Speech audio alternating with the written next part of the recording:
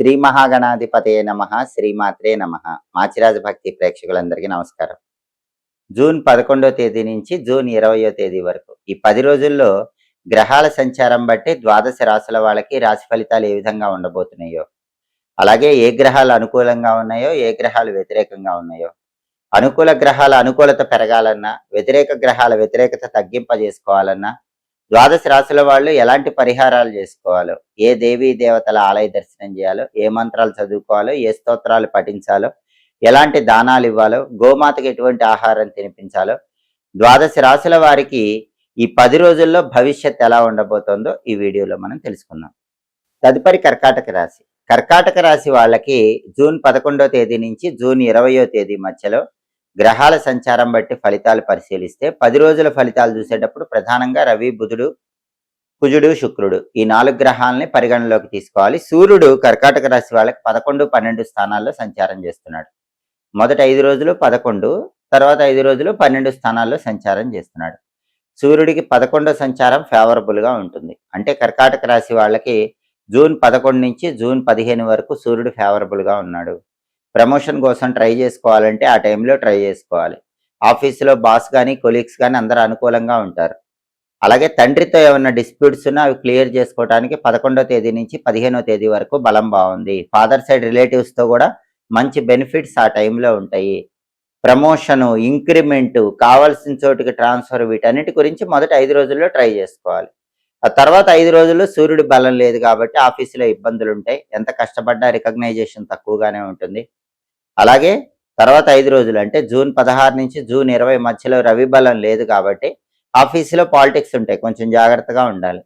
రాజకీయాల్లో పాలిటిక్స్ వల్ల సమస్యలు వస్తూ ఉంటాయి. ఫాదర్ సైడ్ రిలేటివ్స్ వల్ల ఇబ్బందులు ఉంటూ ఉంటాయి. కాబట్టి జూన్ 16 నుంచి జూన్ 20 వరకు సూర్యుడు బాలేడు కాబట్టి ఆ సమయంలో రోజు ఆదిత్య హృదయం వినండి. అలాగే సూర్యుడికి సంబంధించిన ఓం సవిత్రే నమః మంత్రం రోజు 12 సార్లు చదువుకోండి. ఒకసారి గోధుమలు పంతులు గారికి దానం ఇవ్వండి.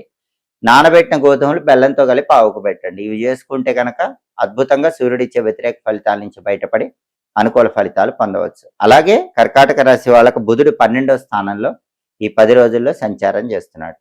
జూన్ 11 నుంచి జూన్ 20 మధ్యలో బుధుడు 12వ ఇంట్లో వ్యయ స్థానంలో సంచారం చేస్తున్నాడు. అంటే విద్యార్థులు ఎంత బాగా హార్డ్ వర్క్ చేసినా సరే హార్డ్ వర్క్ తగిన రికగ్నైజేషన్ రావడం కష్టంగా ఉంటుంది.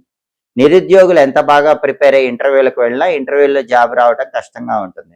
బిజినెస్ పీపుల్కి కూడా బిజినెస్ ఫ్లక్చుయేషన్స్ ఎక్కువ ఉంటాయి. ఎందుకంటే వ్యయంలో బుధుడు ఉన్నప్పుడు హార్డ్ వర్క్ ఎక్కువ చేసినా రిజల్ట్ తక్కువ ఉంటుంది. అది ప్రాబ్లం. విద్యార్థులకైనా, నిరుద్యోగులకైనా, వ్యాపారస్తులకైనా, కర్కాటక రాశి వాళ్ళకి ఇదే ప్రాబ్లం. అది పోవాలంటే ఒకసారి పెసలు నానబెట్టి ఆవుకు పెట్టడం, అలాగే కేజింబావు పెసలు పంతులు గారికి దానం ఇచ్చుకోవడం చేయాలి. అధిష్టాన దైవం గణపతి కాబట్టి గణపతి ఆలయ దర్శనం చేసుకోవాలి. సంకటనాశక గణేష స్తోత్రం చాంటింగ్ వినాలి.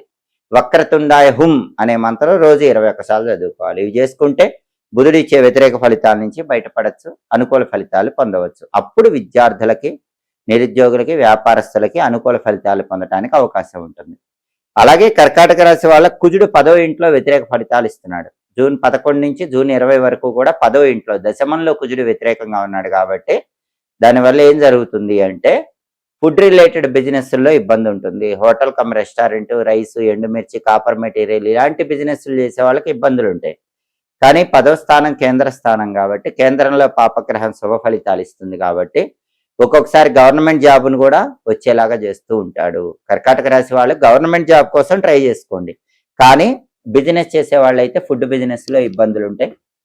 ఈ విషయంలో మాత్రం కొంచెం కేర్ఫుల్గా ఉండాలి.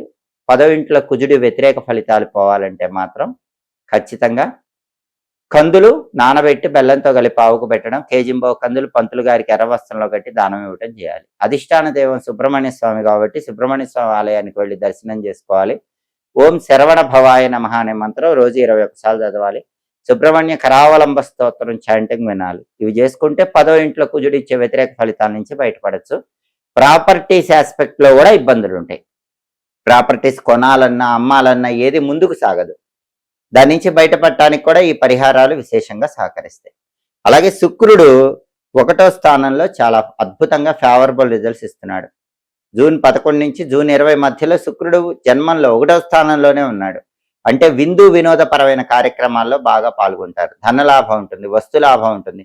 కుటుంబ సభ్యుల మధ్య విభేదాల నుంచి క్రమక్రమంగా బయటపడటానికి ఈ శుక్రుడి సంచారం యోగిస్తుంది. కాబట్టి శుక్రుడికి సంబంధించి కర్కాటక రాశి వాళ్ళు ఎలాంటి పరిహారాలు చేసుకోవాల్సిన అవసరం లేదు. జన్మంలో ఉన్నాడు కాబట్టి ఆకస్మికంగా ధనప్రాప్తిని కలిగింపజేస్తాడు.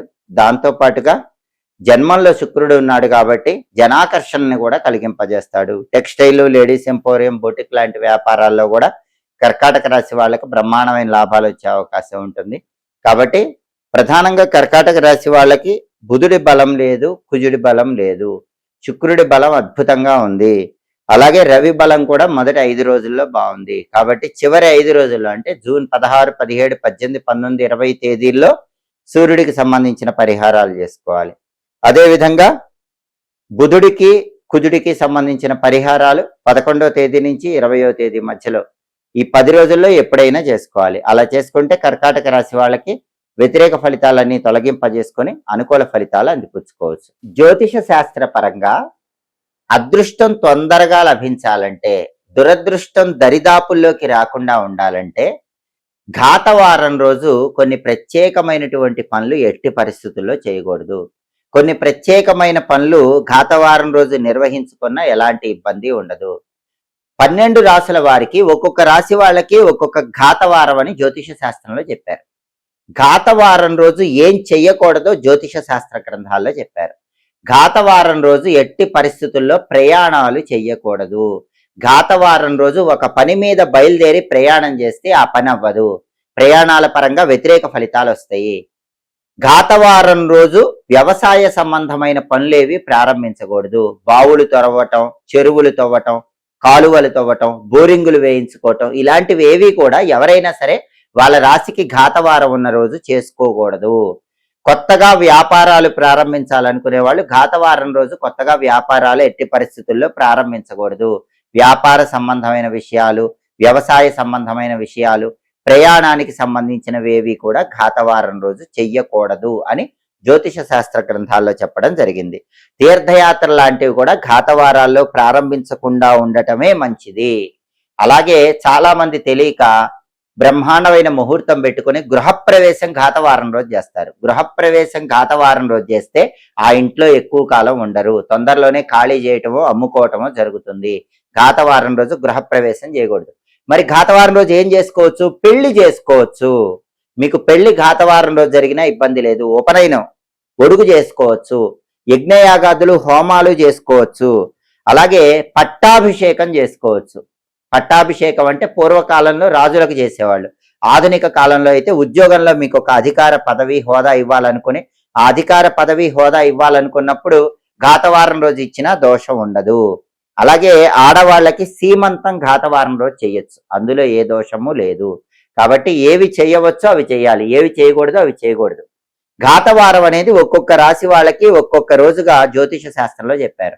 మేషరాశిలో జన్మించిన వాళ్ళకి ఆదివారం ఘాతవారం, వృషభ రాశి వాళ్ళకి శనివారం ఘాతవారం, మిథున రాశి వాళ్ళకి సోమవారం ఘాతవారం, కర్కాటక రాశి వాళ్ళకి బుధవారం ఘాతవారం, సింహరాశి వాళ్ళకి శనివారం ఘాతవారం, కన్యారాశి వాళ్ళకి శనివారం ఘాతవారం, తులారాశి వాళ్ళకి గురువారం ఘాతవారం. కాబట్టి మీ రాశికి ఘాతవారం అని ఎప్పుడైతే చెప్పారో ఆ వారం రోజు ఇప్పుడు చెప్పిన ఏ పనులు కూడా చేయకూడదు. కొన్ని ప్రత్యేకమైన పనులే చేసుకోవాలి. అదేవిధంగా వృశ్చిక రాశి వాళ్ళకి శుక్రవారం ఘాతవారం, ధనుస్సు రాశి వాళ్ళకి శుక్రవారం ఘాతవారం, మకర రాశి వాళ్ళకి మంగళవారం ఘాతవారం, కుంభరాశి వాళ్ళకి గురువారం ఘాతవారం, మీనరాశి వాళ్ళకి శుక్రవారం ఘాతవారం. 12 రాశుల వాళ్ళకి ఘాతవారం అని ఇలా జ్యోతిష శాస్త్రంలో చెప్పారు. ఘాతము అంటే దెబ్బ అని అర్థం. అందుకే ఘాతవారం రోజు ఎవరైనా ఎప్పుడైనా ప్రయాణాలు చేస్తే మాత్రం ఖచ్చితంగా ఆ ప్రయాణాల్లో ఇబ్బందులు వస్తాయి. దూర ప్రాంత ప్రయాణాలు కానీ తీర్థయాత్రలు కానీ ఘాతవారం రోజు ప్రారంభించకండి. అత్యవసరంగా ఘాతవారం రోజు ప్రయాణాలు చేయవలసి వస్తే మాత్రం అటువంటప్పుడు ఇష్టదైవాన్ని స్మరించుకొని ఏదైనా పదార్థాలు దానం ఇవ్వటము, కొద్దిగా పెరుగు నోట్లో వేసుకుని వెళ్ళటం, తేనె నోట్లో వేసుకుని వెళ్ళటం ఇటువంటివి చేసి మాత్రమే ప్రయాణాలు నిర్వహించాలని జ్యోతిష శాస్త్ర గ్రంథాల్లో చెప్పడం జరిగింది. కాబట్టి ఘాతవారాన్ని పాటించండి, సమస్త శుభ ఫలితాలను సిద్ధింపజేసుకోండి. ఎప్పటికప్పుడు గ్రహాల సంచారాన్ని బట్టి దిన ఫలాలు, మాస ఫలాలు, 10 రోజుల ఫలితాలు, సంవత్సర ఫలితాలు వీటన్నిటినీ తెలుసుకోవాలన్నా, గ్రహాల సంచారంలో వచ్చే మార్పును బట్టి ఒక్కొక్క గ్రహం ఖగోళంలో మారినప్పుడు అది ద్వాదశ రాశుల మీద ఎలాంటి ప్రభావాన్ని చూపిస్తుందో తెలుసుకోవాలనుకున్నా మాచిరాజ్ భక్తి ఛానల్ తప్పకుండా చూడండి. మా వీడియోస్ మీకు నచ్చినట్లయితే మా ఛానల్ లైక్ చేయండి, కామెంట్ చేయండి. మా ఛానల్ వీడియోస్ 10 మంది మిత్రులకు షేర్ చేయండి. మా ఛానల్ సబ్స్క్రైబ్ చేసుకోండి. పక్కనున్న బెల్ సింబల్ ఒకటి మాత్రం మర్చిపోకండి. సర్వే జనాః సుఖినో భవంతు. స్వస్తి.